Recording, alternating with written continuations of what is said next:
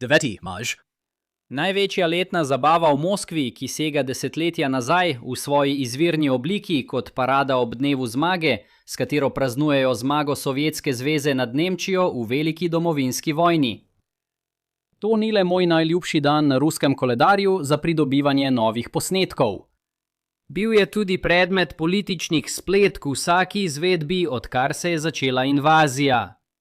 Jaz sem dovolj star, da se spomnim absurdnega medijskega nakladanja leta 2022, ko so ljudje dejansko mislili to. Putin bi izkoristil priložnost, da bi razglasil zmago v Ukrajini in se umaknil na meje, podobne tistim pred vojno. 48 mesecev kasneje se vojna nadaljuje. In zdaj je večina zanimanja vsako leto usmerjena v to, kaj lahko Rusija še vedno naredi s parado.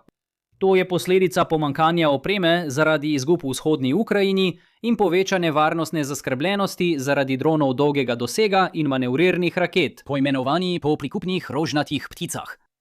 In medtem, ko še naprej uživamo v teh veliko prijetnejših posnetkih, naj preidem na veliko resnejšo temo, kaj bi se lahko letos zgodilo 9. maja. Špekulacije vztrajajo, da bi bil Putin tokrat lahko na muhi, saj je Kremelj javno napovedal okrnjeno parado, poleg tega pa so se pojavila različna poročila o tem, da Putin povečuje svoj splošni varnostni aparat. Torej, danes se želimo osredotočiti na 3 stvari. Najprej bomo obravnavali par kratkoročnih predlogov za prekinitev ognja, ki naj bi zagotovili varno praznovanje v Moskvi, med katerimi je tudi humoren ukrajinski trol. Nato bomo postali bolj resni in opisali strategijo, ki stoji za splošnim varnostnim problemom, ter kaj to pove ne le o napadih na dan zmage, ampak tudi o tem, kaj se dogaja prav zdaj. In na koncu bomo vse to postavili v kontekst širšega poročila o tem, kakšna je varnostna situacija režima za Vladimirja Putina. Ampak začnimo z neumnostmi glede premirja. Naj to uvodoma povem, da bo ta pogovor bolj smešen kot resen. Tako kot je parada vsakoletna tradicija, je tudi Rusija vsako leto razglasila premirje v spomin na veliko sovjetsko zmago. V resnici je to le način, da lahko Putin brezmoten izvede svojo parado. Ne bo vas presenetilo, če izveste, da je spoštovanje teh premirij bilo v najboljšem primeru zelo vprašljivo. Vendar se je Ukrajina letos odločila narediti nekaj smešnega. V začetku tedna je Zelenski napovedal, da Rusija lahko ima svoje premirje. Vendar se ne bo začelo 9. maja. Namesto tega se bo začelo 6. maja. Od takrat naprej bi Ukrajina posnemala dejanja Rusije. Brez streljanja na Ukrajino in potem brez streljanja na Rusijo. Milo za drago. V bistvu je Ukrajina poskušala pokazati nesmiselnost enostranskih prekinitev ognja. Ne moreš preprosto reči, da je prekinitev ognja in glej ga zlomka, prekinitev ognja je tu. Sporočilo je bilo razumljeno, saj je Rusija res nadaljevala vojno kot običajno. Tako se špekulacije na to usmerijo v to, kaj bi lahko Ukrajina storila med dnevom zmage, medtem ko Rusija znova opozarja, da bodo resne posledice, če Ukrajina zmoti praznovanja v Moskvi. Opomba za Kremelj in vse druge, ki ne spremljajo te večje vojne. Kaj bo Rusija storila? Udarila v Ukrajino? Moskva nima nobenih dodatnih kart na zalogi, ker je vse že odigrano ali pa je sicer izključeno, saj Peking s tem ne bi bil zadovoljen.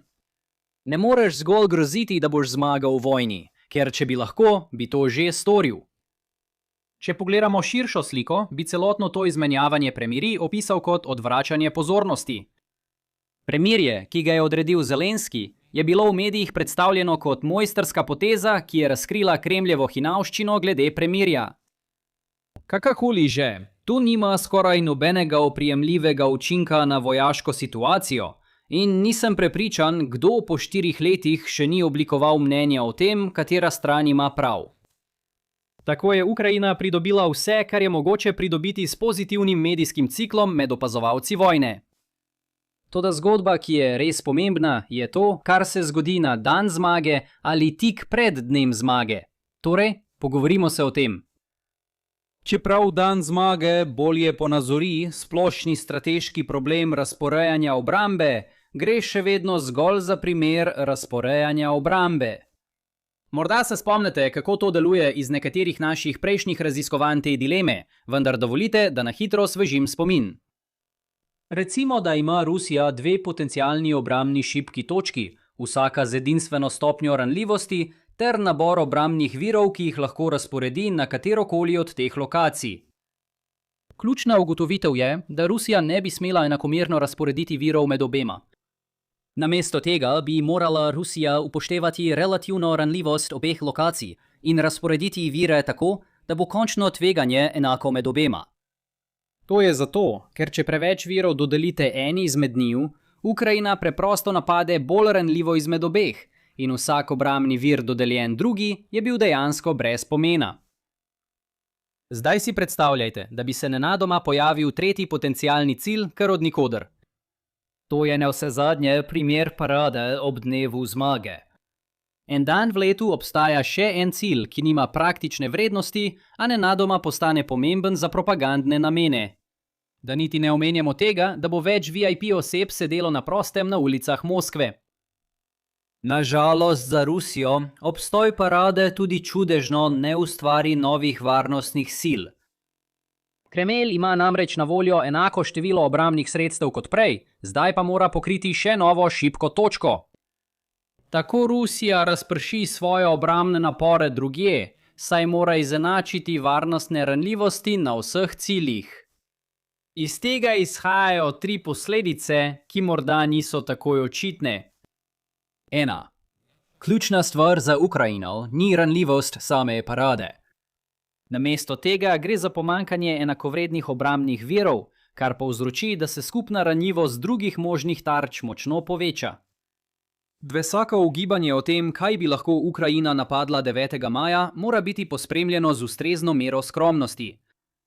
Prva raven strateškega razmišljanja je, da je parada ranljiva, zato bo očitno tarča. Druga raven strateškega razmišljanja je, da bo Kremelj želel zaščititi parado, zato bodo tisti dan namesto tega napadene že obstoječe tarče. Strategija na tretji ravni je, da je vse to v bistvu izenačeno, saj optimalna obrambna razporeditev zahteva, da so vse tarče enako ranljive. In strategija na četrti ravni je, da Rusija ne pozna natančne ukrajinske zmožnosti za napad na katerokoli od teh tarč, zato skuša izenačiti ranljivost na podlagi svoje najboljše ocene ukrajinskih sposobnosti. Kar pa na koncu določa ukrajinsko končno tarčo, so resnično informacije, ki jih pozna le Kijev. Zato nima veliko smisla, da ugibamo, kaj bi bila prava tarča.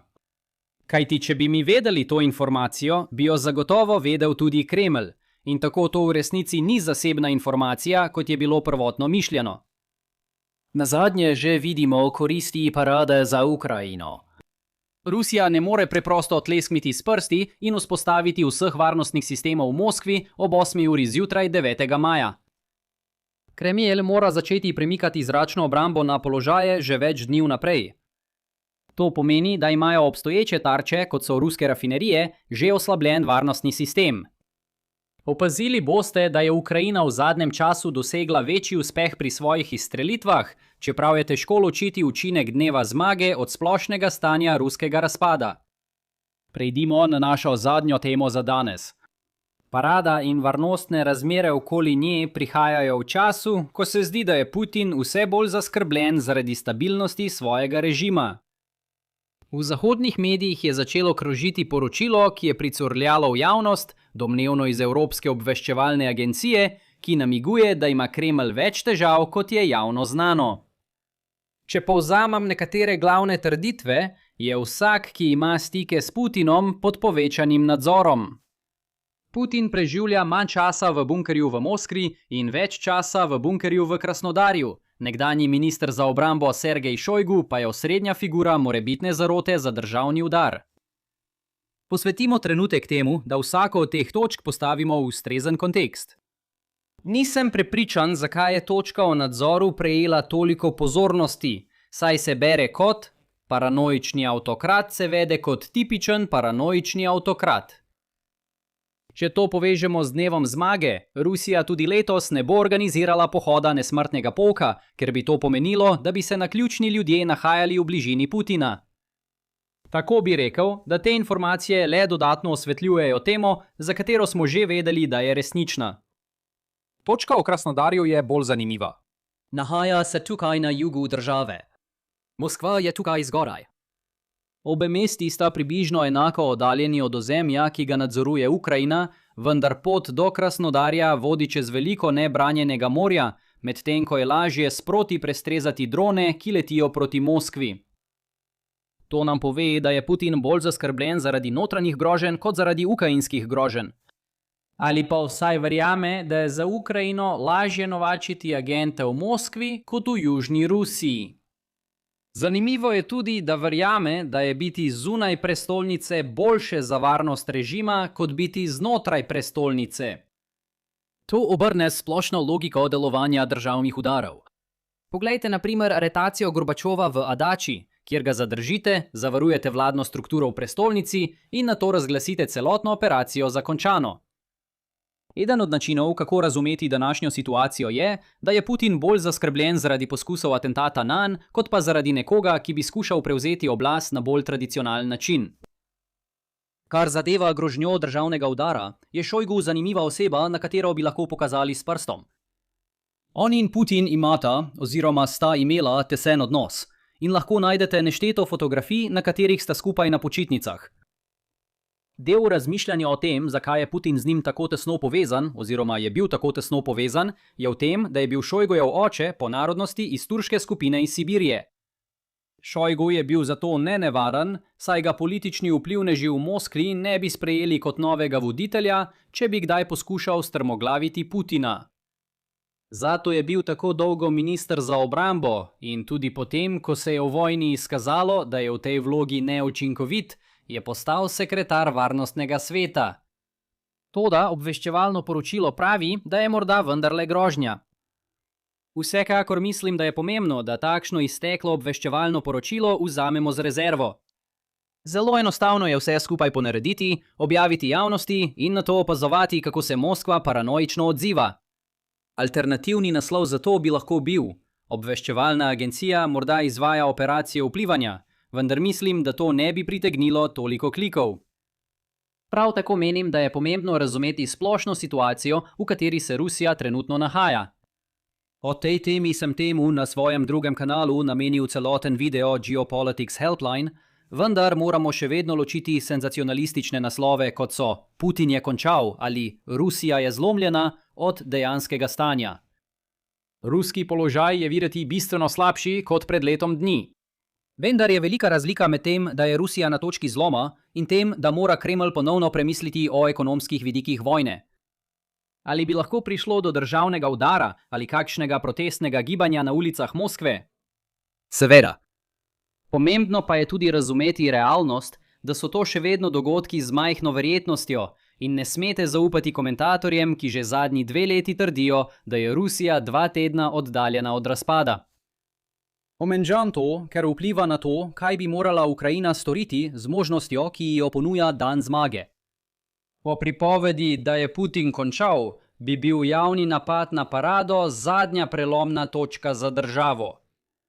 In razumem, zakaj ta pripoved obstaja. To je nekaj, kar bi videli v filmu, zato je lahko razmišljati o verjetnem scenariju, kjer bi ena bomba na eni paradi lahko zrušila celo državo. Lahko pa bi bil to tudi le politični udarec za Putina, ki ga Kremelj poskuša rešiti tako, da Ukrajince prikazuje kot divjake in s tem znova poudari potrebo po zatiranju Kijeva. Če se vrnemo k problemu obrambne razporeditve, bi morala Rusija vsa ta tveganja izenačiti. Z našega vidika kot kavč komentatorjev bi moral imeti še en napad na rafinerijo nafte enako pričakovano vojno korist kot napad na parado. Dejstvo, da bi bil slednji boljši za posnetke, izravnava večja koncentracija obrambe v prestolnici in s tem manjša možnost ukrajinskega uspeha tam. Torej, kakšne so naše ključne ugotovitve za danes? Dvojno razdašeni premirji so bili zabavna popestritev, ki pa ne bo imela večjega dejanskega vpliva na vojno. Parada ob dnevu zmage ustvarja varnostno ranljivost za Rusijo, vendar se dejansko tveganje na koncu razprši na vse druge ranljive objekte v državi. In to novo varnostno poročilo bi morali vzeti na znanje, vendar se nanj ne odzvati pretirano, tako kot na vsak drug velik nov razvoj v vojni. Medtem, če želite izvedeti več o težavah, ki nastanejo zaradi lažnih alarmov o skorajšnjem propadu Rusije in mimogrede, kako dejansko zagotoviti boljšo politično podporo Ukrajini, si oglejte tisti video Geopolitics Helpline, na katerega sem se prej skliceval. In če vam je bil današnji video všeč, ga prosim všečkajte, delite in se naročite na kanal. In se vidimo naslednjič. Srečno!